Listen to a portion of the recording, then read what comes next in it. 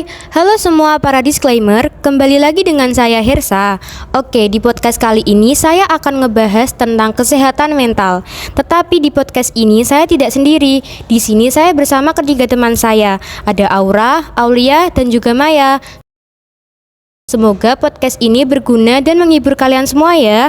Oke, tanpa berlama-lama, kita langsung mulai saja. Let's get started.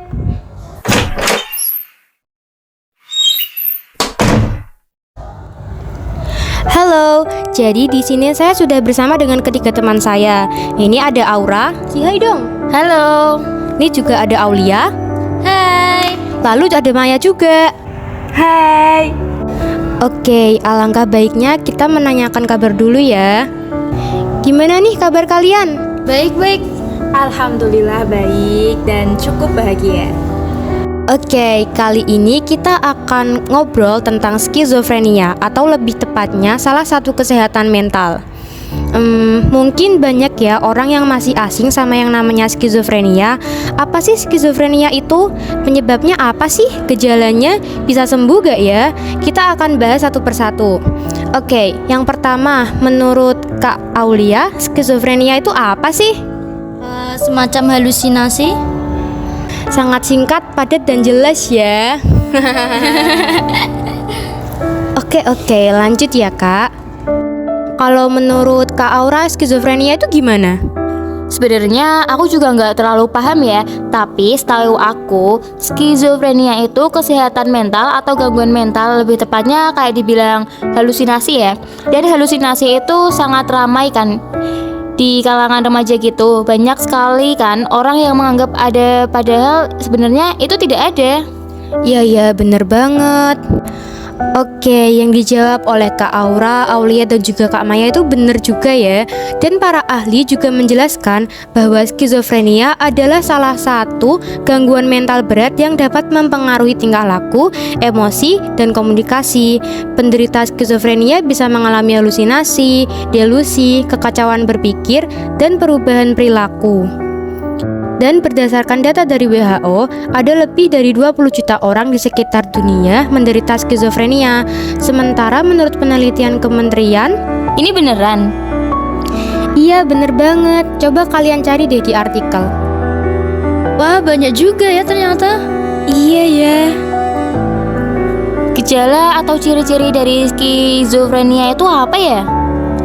Kalau setahu aku sih, aku baca-baca di artikel, biasanya penderita skizofrenia itu kecenderungan mengasingkan diri dari orang lain, kesulitan untuk berkonsentrasi dan kurang motivasi, perubahan pada pola tidur, kesulitan dalam mengerjakan tugas sekolah, depresi, dan mudah marah.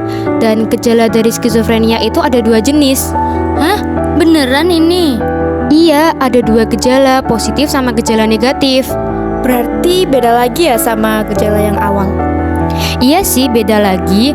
Jadi gejala positif itu meliputi pola pikiran dan perilaku. Kalau gejala negatif biasanya hilangnya minat, motivasi, dan ekspresi wajah. Nah, contoh dari gejala positif itu halusinasi dan delusi. Bentar. Halusinasi sama delusi emang bedanya apa sih? Nah, jadi halusinasi itu perasaan mengalami sesuatu yang sebenarnya tidak nyata. Misalnya mendengar bisikan tertentu, kayak semisal padahal kita berempat, tapi kamu nganggep ini itu berlima. Nah, itu. Kalau delusi meyakini sesuatu yang bertolak belakang dengan kenyataan, seperti merasa diawasi, diikuti, atau bahkan disakiti. Oh gitu ya, baru tahu loh. Gak apa-apa, it's okay. Yang penting sekarang udah tahu. Oke, next. Kalau gejala negatif itu contohnya sulit merasa senang atau puas, enggan bersosialisasi dan lebih memilih untuk berdiam di rumah, hilang minat dan motivasi pada berbagai aktivitas, perubahan pada pola tidur, abai pada penampilan dan kebersihan diri.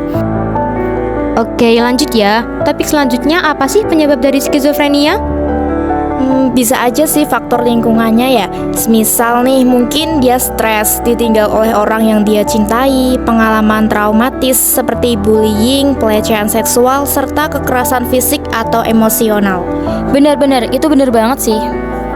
Ya, emang rata-rata memang penyebabnya seperti itu. Dan untuk menghindari skizofrenia itu melakukan relaksasi pikiran, menjaga relasi dan pergaulan yang sehat dengan orang lain, tidak menggunakan obat-obatan terlarang, tidak merokok, dan tidak mengonsumsi alkohol. Tidak hanya untuk menghindari skizofrenia, tetapi contoh-contoh tadi bisa digunakan untuk menghindari beberapa gangguan kesehatan lainnya. Oke, ini terakhir ya buat kalian. Menurut kalian, apa tanggapan kalian tentang skizofrenia? Saya yakin pasti kalian sudah lumayan paham ya tentang skizofrenia. Ya, kalau menurut aku sih ya, buat orang di luar sana tetap hahaha hihi dan jangan lupa bahagia.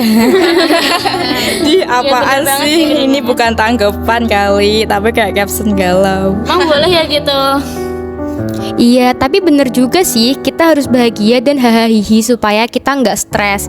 Nah, kita perlu tahu bahwa setiap orang itu punya riwayat hidupnya masing-masing.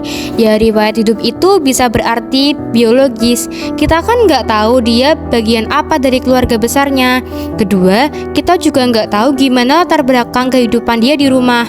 Maksudnya, kita nggak tahu kisah hidup orang itu secara full. Jadi kalau dia mengalami permasalahan psikologis, itu nggak serta-merta artinya dia lemah, nggak serta-merta artinya dia tuh cupu, enggak. Kita juga gak tahu cerita di belakang. Kita hanya tahu hidup itu menurut versi kita. Nah, jadi kita gak bisa langsung bilang, oh dia lemah nih gitu aja sakit. Toh kita gak pernah tahu loh, bisa jadi hidup kamu jauh lebih baik. Makanya kamu bisa ngomong gitu, itu kan jahat ya. Tapi kita mesti ngerti bahwa setiap orang itu punya latar belakang masing-masing. Seperti itu teman-teman, podcast kita hari ini tentang skizofrenia. Gimana, tertarik? Buat kalian yang tertarik, jangan lupa like, comment, and subscribe, share juga ya. Terima kasih buat Kak Aulia, Aura, dan Kak Maya telah menyempatkan waktu untuk mengobrol. Iya, sama-sama. See you guys! See you.